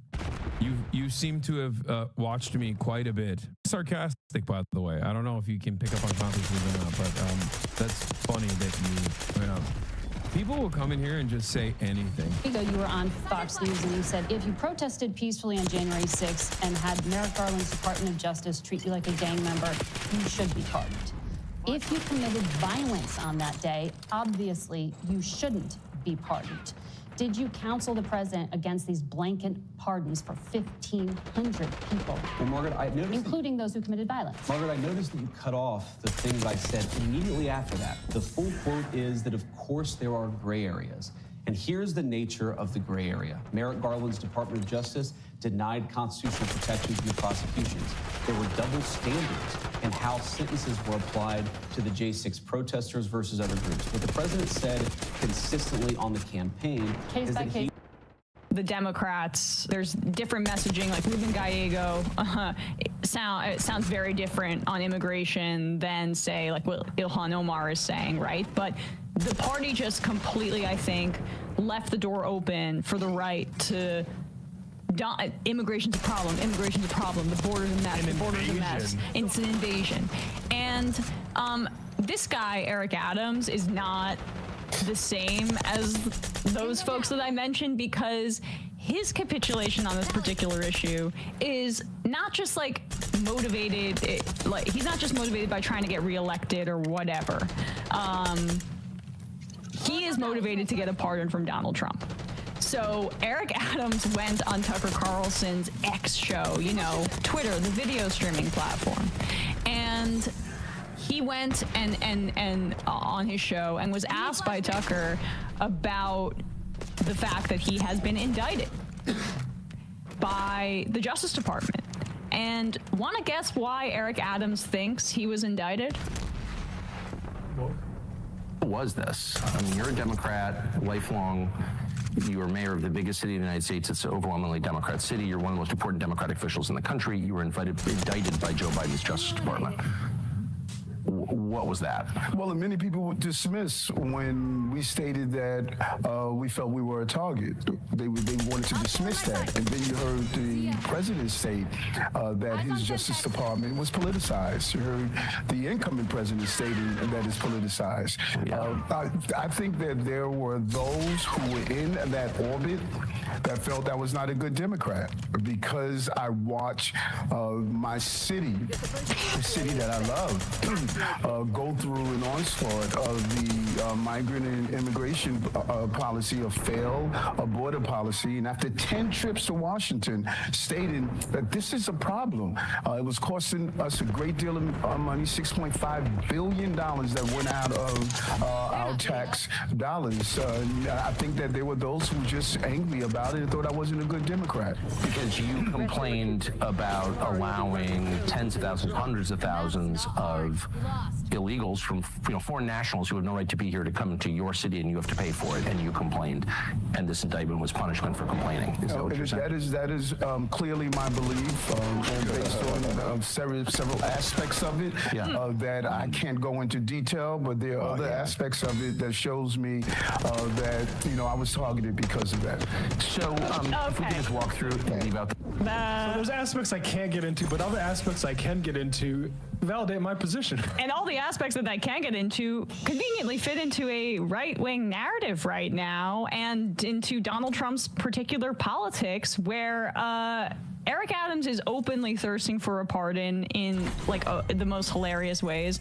Dude, this is not cooked up for that reason. His weird, back when he was running for mayor, there was so much about him that we said, this is an iceberg ahead. This guy has a lot of skeletons in his closet. Why is he lying about where he lives? And it ended up being that he had this odd relationship with the Turkish government where he appeared in a film, like a Turkish film. There's evidence of it. He was going over to Turkey, and it turns out that the federal government found that he allegedly basically was using his trading his power and influence for international flights all over the globe, really, luxury hotel stays and campaign contributions.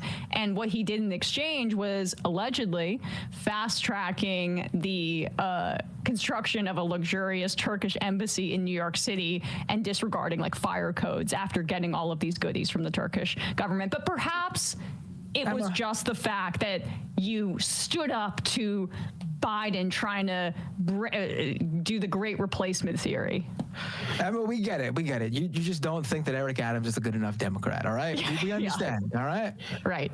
I guess to me, I mean, what happens with the upcoming mayoral election, that'll be the real test to me in terms of where New York City is headed at the very least, because we have people who are flaunting how the 2024 election went, but to me the real test is does New York like this guy? Do they want to keep him? And if they say no to him, are they gonna, because of him, go further to the right? I don't know, and who knows anymore. But yes, I would hope that the city hates him, and deservedly so.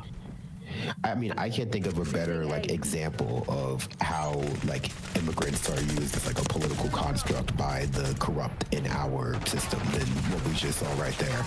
Yep. The perfect example of how people who are just looking to excuse their own malfeasance or the malfeasance of several rich people that they serve will use the influx of migrants into the city as some kind of catch-all explanation for why people don't like them, or why the economy is suffering, or why they're being indicted, or any number of things. It really is a stark example of very frightening role in which immigrants are playing now in our society. They're just the source of all evil now.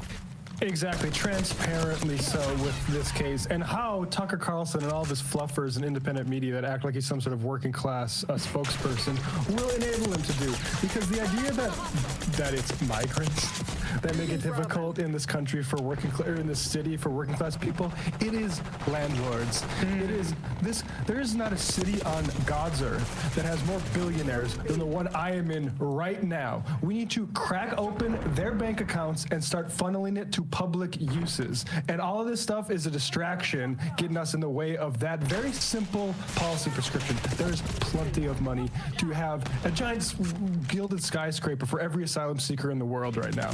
And also cheap rents for everybody.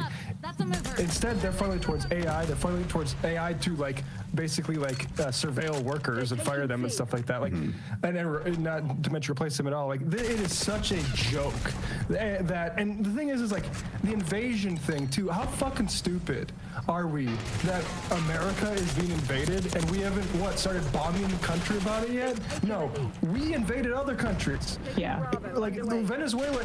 We destroyed their oil industry. Now it didn't help the politics in that. Look at how they did, right? Maduro is not the example that I would want to set. Nonetheless, we destroyed their major industry, and yeah, it led to a bunch of refugees. Also, what are we doing in Cuba? All these other places, and that's not to say we create all of the displacement in the world. I would say that when people are displaced, it's not an invasion. It wasn't an invasion when Jewish people tried to get here in the 30s and 40s that ultimately led us to say, hey, these people that come and say, I need to get into your place or I'm going to make maybe die, you should hear those people out. Well, we turned them away. We turned many Jews away in when they were facing the Holocaust. That's why we have these asylum policies. Yeah. And this is shades of, I mean, this is shades of that. This is fascistic, and that's why it's so troubling that not only is the explicitly fascist party promoting this stuff, but you have members of the, you know, the good party that peel off every chance they get to, you know, help build the ideological foundations for like renewed fascism in the United States of America. And it won't just, you know, people will just try to like hand wave it away like it's just going to impact, you know, immigrants who are in the country. But no, like this is going to be used as a political vehicle to erode like our civil rights, because they're going to start having military do like random raids. They're going to be like surveillance. There's going to be all types of expansions of the surveillance state justified by like curtailing illegal immigrants in cartels in the United States of America. And, you know, the presence of these, you know, undocumented workers, just like the presence of like native-born black people in the past, is going to be used to erode our social safety net, because like we can't have nice things if they're going to be used by, you know, immigrants from the global south. It's a very transparent tool by the powerful to, you know, prevent people from getting upset about the erosion of American civil life just across the board.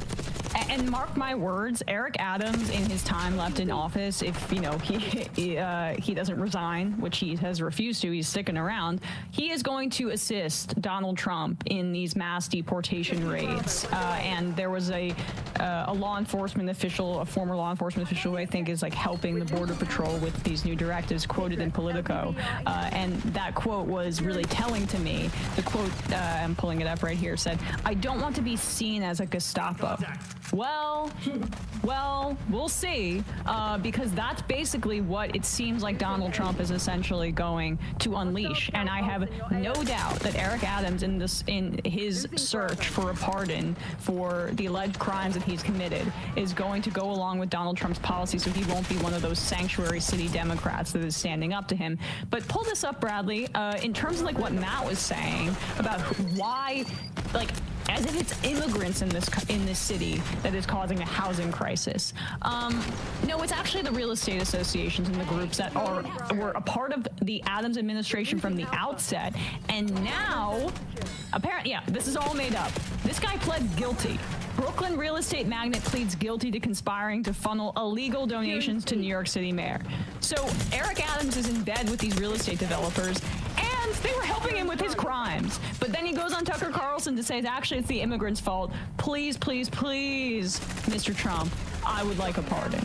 And that's really all this is. It's one of the most like naked, self-interested kind of like moves that only a politician like Eric Adams, who really does not believe in anything, he's a former Republican, that's the only, and a corrupt one at that. That's the kind of pivot, a clumsy pivot that a guy like that makes. Ask the dumbest AI sort of chatbot what the basics of the Nazi strategy of demonizing the other is. And that's just what we're seeing right now. And because it turns out that that's just a useful thing for imperial capitalist politics. Hey folks, don't forget to hit the subscribe button and check out our daily show. We do it every day at 12 p.m. Eastern for about 2.5 hours. We even take phone calls. You should check that out. We're losing Alpha. Right? Very few, if any. There were some, I guess, in the crypto community who were like, this is not good, but almost all of them were. They just ignored it. They ignored it or they supported it. Yeah, right? I love how Portnoy was like, this is bad. And then he was like, I bought some. I made a lot of money. Now I might launch my own. It's like, oh, look at this principled reaction. So everybody, every MAGA influencer and non-MAGA influencer who didn't vociferously condemn that, I literally don't take anything you have to say seriously ever again, ever. Yeah. You're a paid hack or you're dishonest. And I want to know your thoughts on new media, because I look now, I mean, it is a fucking cesspool. I see Slow Rogan was defending Elon's Nazi salute. Of course, because he's, you know, he's got his little peanut brain. Yeah. Oh, I could never disagree with Elon. He's such a genius. Ah! It's just the most pathetic cuckery I've ever seen in my life. Demi Jor was defending Trump's first day. Slow Rogan is crazy. Executive orders. He literally did a segment where he was like, the glorious Trump has saved the whales. Because he went after women. I was like, this is like an AI parody of what Jimmy Dore was going to become, right? Like, I was like, You really got nothing to say about the executive order that raised drug prices. You got nothing to say about the executive order that laid the groundwork for war with Mexico. You got nothing to say about the executive order that increased corruption in Trump's cabinet, where he said, you guys can take bribes now. Nothing on any of that. So my question for you is, are you as blackpilled as I am on new media? Of course we're blackpilled on mainstream media, but new media was a separate question. But now I'm like, motherfucker, I got a 7-front war going on. I got to go to war against all these motherfuckers because they're all completely and utterly full of shit and dishonest hacks, and many of them are just paid to spew their opinions. Yeah, I'm right there with you. Like, obviously, I'm going to be biased on this as someone who kind of just says whatever I want to say online. But I am genuinely surprised by the number of... Obviously, like, I think all of us have learned to accept the fact that all mainstream media sucks. Like, I think the genocide in Gaza kind of highlighted all of that for everyone. Like, if you were on the fence about mainstream media being shit, you grew up, right? You grow up and you realize, oh, actually, wait, it's all shit. It's no one is reporting fairly on this. Everyone is being like, oh, Phoebe is really trying to get this ceasefire deal. And it's really sad because now even like creators online, aka what he's calling new media, so Joe Rogan, Ben Shapiro, these people, it's also all shit, except for the small group of leftists that just get online and say their shit, which is insane. And to your point about Demi, the dude brought on Roseanne Barr with the QAnon hat at a live show, and I'm just like, man, I thought his brain was cooked back in like he's just out-lefting us, guys. Yeah. We just don't understand. Trump and Demi are just out-lefting everybody. We just don't get it. His own audience. You just don't get how Trump saved the whales, bro. Like, why would you never give him credit for that? At his point, his own audience has got to be like, why are you pretending like he's on the left? Like, we're on the right. We want you to be on the right. We want him to be on the right. What do you like? It's this weird ghost of like 2018 where, you know, like it's a parody of what he was going to become. Yeah. He reached his end stage. I guess so. He thinks Trump is doing praxis. He actually thinks Trump is doing praxis. It's so fucking hilarious. No, so like, here's the thing about new media. I think that it has opened a lot of doors for better analysis. One example being Palestine. Like, you just can't see the analyses that Breaking Points or Secular Talk does on MSNBC. I mean, sometimes you do, right, to be fair, Chris Hayes, but that's an exception to the rule, not like what you see common. But ultimately, new media is a cesspool. For every Kyle or Crystal, there's 10 Demi Doors. For every David Dole, there's, 15 Joe Rogans. The problem is that, like, what made it good has kind of made it bad. And to show you what I mean, before, it seemed awesome to have this direct connection to your audience, to where if you mess up, they can correct you. You can see the comments. You can see them grilling you. But that actually kind of became a double-edged sword, because now that's facilitated this audience capture where, you say something, you get praised for it. It kind of creates this feedback loop. That's right. And then can corner these pundits in certain ways.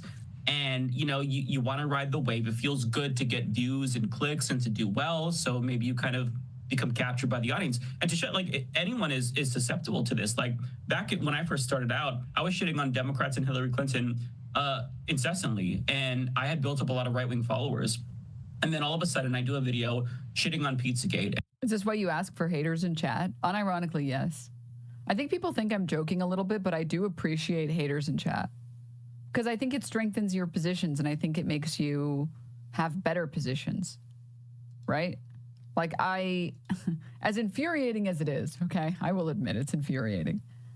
I want to have the ability to disagree with the people who come to stream and watch the stream. Like, I don't mean like actual haters, right? Because I don't think anybody wants actual haters. But like, I want to be able to say something like, hey, actually, wait, AI is a tool, and I want people to disagree. Because I want, first of all, if I'm wrong, or I can't defend my position, then I want to be able to establish a new, better position. But also, if I'm not wrong, I should be able to explain my position well enough and learn how to explain it well enough to convince people of that position. I don't, and like the thing is also like content creators, no, echo chambers aren't real. Like that's, sorry, they're real, but like they're not real. You can't make every single stream or every single Orange run with the checker deck by 528 points. Oh, that's so brutal. I'm not gonna get caught up into that. Sorry, I don't want to get into echo chambers. One topic at a time. No ADHD today.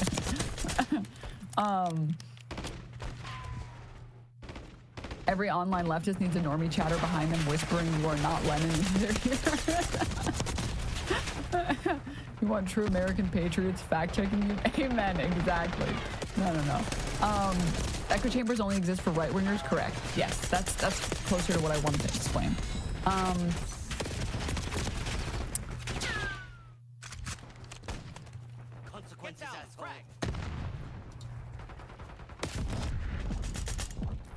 This chat message is like giving me psychic damage. I'm not gonna read it. But what I was trying to explain was you want to be able to disagree, especially when you are a content creator the way that like streamers usually are, because I think YouTubers tend to have like teams, so you're a little bit divorced from your audience, right? Whereas streamers, or like personality streamers especially, are not, and they get so much blind simping that they develop these insane egos that let them do insane shit. I think this is a big reason why, for example, Asmongold is like, I think he's now potentially beyond saving. Because he's gotten so much positive reinforcement, being a total dumbfuck online, just regurgitating right-wing propaganda, that I don't. Once a Hasanabi refugee, and now been here 7 months. Welcome for the 7th month. No name, George. Thank you. Asmund said he's 99% sure of the Holocaust.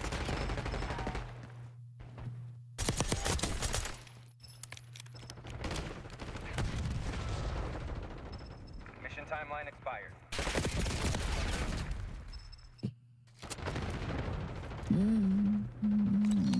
Enemy outpost detected.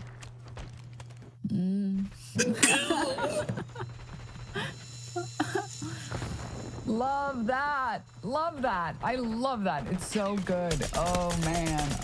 The only way that Asmund can actually get saved is if he completely falls off and loses his following. Correct. Yes. Correct.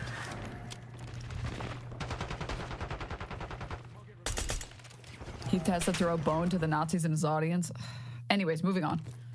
I think people like Asmund, they get to the way that they are, or they get to the point that they're at because they don't have any desire to check themselves, and they don't allow people to remain in their chat to check them, right? Which on the one hand, I kind of understand, because I've banned people who disagree with me, but only because they do it in the most annoying way. Like, I can say anything and they'll be like, no, I disagree, no. And it's like, okay, I'm just gonna ban you. Again, check the rules in this chat just because you're annoying.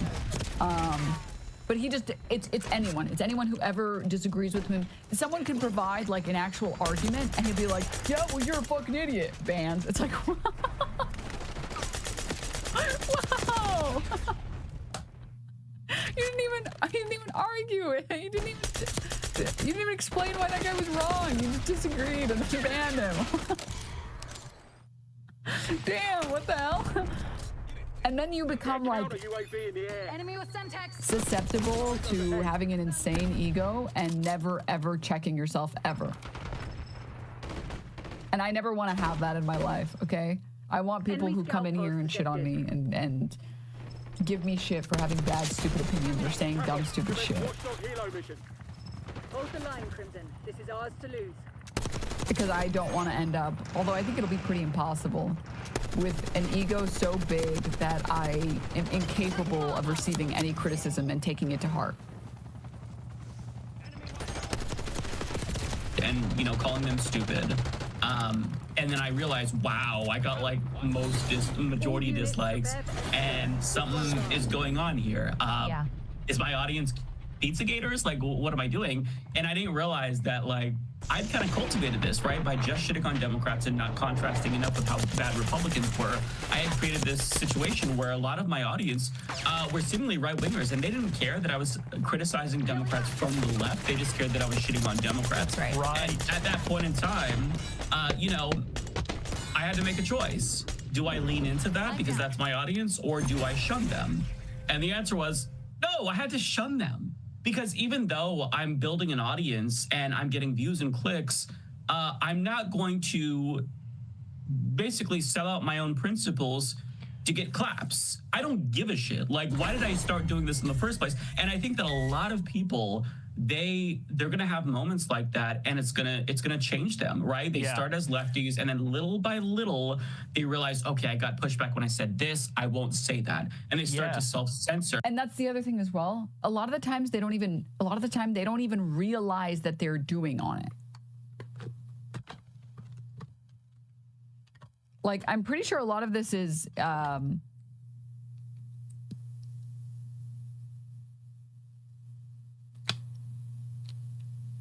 happening unconsciously. Like, I genuinely think what Asmongold has done to himself has been subconscious. Like, I think he just does things and then he responds to negative or positive criticism. That's it.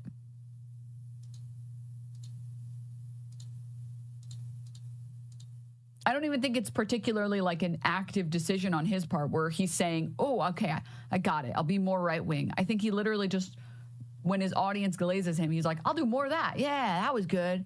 He's just reacting to shapes and colors. Exactly. Precisely.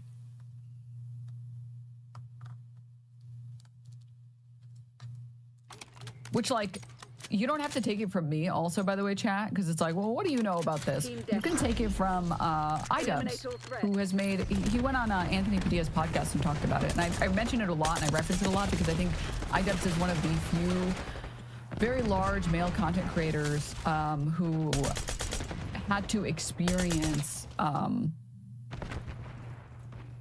taking a hard, good look at their audience and realizing that they didn't want the audience that they ended up accumulating accidentally. And when I'm using accidentally, I'm using it a little bit facetiously here. And he talks about how you just follow the algo, you just do whatever makes people like you the most and gives you the most views, and you think you're doing the right thing, and then you realize, oh wait. At some point you realize, are we the baddies? Are we the baddies?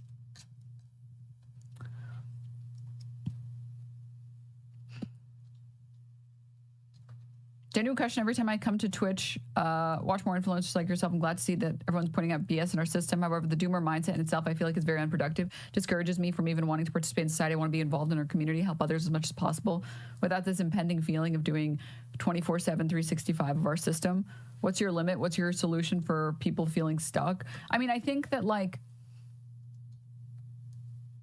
you know how you don't mistreat your pets because the world is going to end?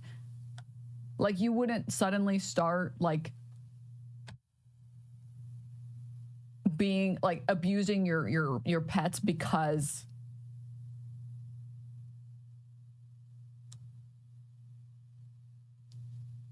what, like Trump got elected or something? Like, I think the world could be ending tomorrow and you wouldn't be like, well, nothing matters, so who cares about even giving my pet a good life? Sorry, maybe this analogy is kind of insane. Sorry. Let me try again. Let me restart on that one. I got distracted by a chat message and I let my brain run on autopilot, which wasn't great. Sorry, let me try again. Let me fix this. If you have a cat or a dog or a fish or a ferret or whatever, you have some animal that is in your care and you take care of that animal, you know that it will not live longer than probably 20 years, unless you have a special fucking breed of some special fucking animal, all right? Everyone here is aware that, like, yeah, your cat or your dog is probably going to live maybe 15 years. And when your pet does pass,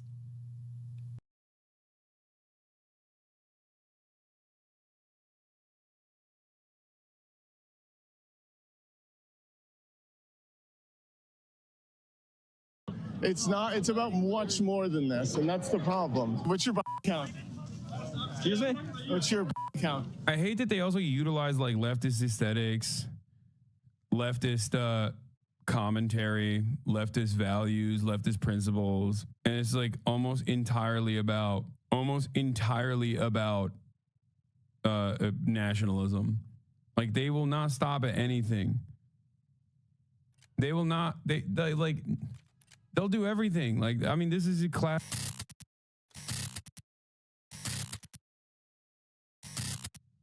Just what's it like being a virgin?